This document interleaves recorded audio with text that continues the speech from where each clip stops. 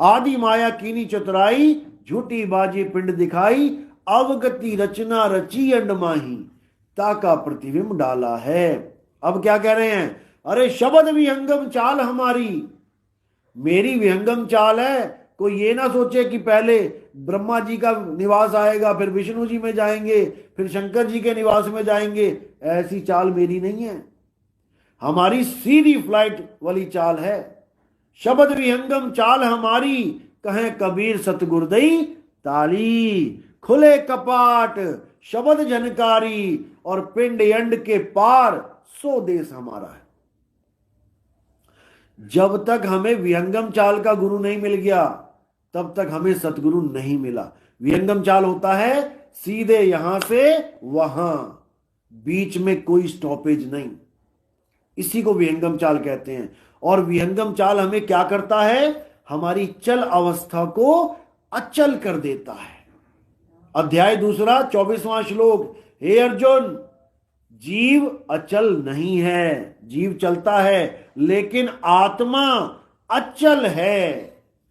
आत्मा अचल है, आत्मा कभी नहीं चलती, जीव चलता है।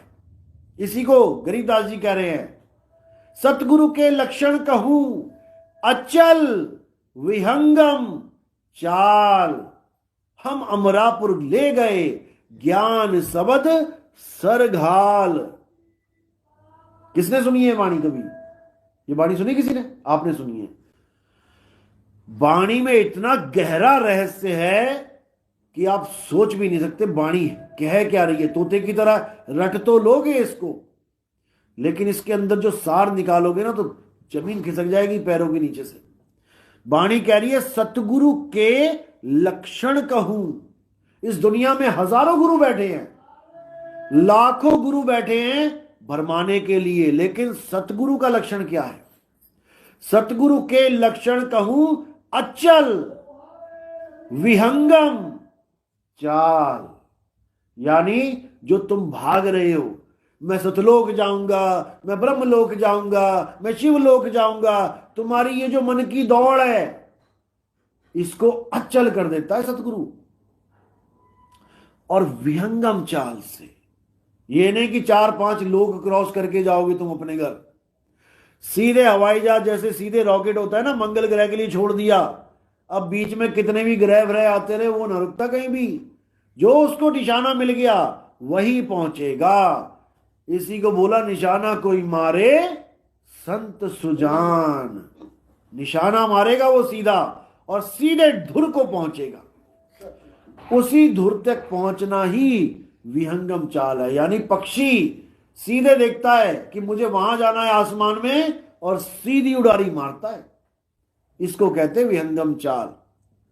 ज्ञान शब्द सर घाल, सिर पे रख के, घालना हरियाणवी भाषा की वाणी है ये, घालना यानी रखना।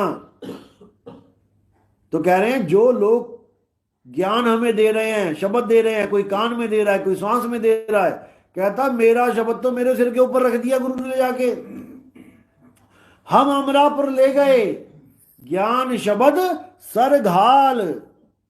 जैसे पनिहारन ने रख दिया घड़ा सिर पे, अब उसको कहो कि ढूंढ कहां है घड़ा, तो अगर अंदर ढूंढेगी तब भी ना ढूंढ पाएगी, बाहर ढूंढेगी तब भी नहीं ढूंढ पाएगी। इसी को सिमरन बोला है।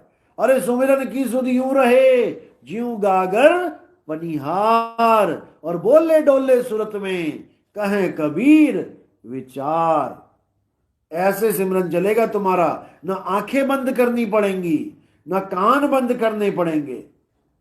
संतो सहज समाधि भली है, गुरु प्रताप जिस दिन से जगी है, अरे दिन दिन अधिक चली है। आंख न मूंदू कान न रूंदू, तनिक कष्ट मत धारू, और खुले नयन पहचानू हंस हंस सुंदर रूप निहारू। खुले नयनों से परमात्मा का रूप निहारोगे। कौन सा रूप? ये रूप नहीं है परमात्मा का। गुरबाणी क्या कह रही है? अरे रूप न रेख न रंग, प्रभु तीन गुणाते भिन्न। उसका कोई रूप नहीं है कि कोई कहे कि वो शरीर है जी, कबीर साहब दाढ़ी वाले हैं। फिर तो एक समय ऐसा भी था जब उनकी दाढ़ी भी नहीं थी। जब बच्चे बनके वो कमल के फूल पे आए तो उनकी दाढ़ी भी नहीं थी। वो वाली फोटो लगा के पूजा करो। जब बड़े हो गए उसकी पूजा करो, केवल बूढ़े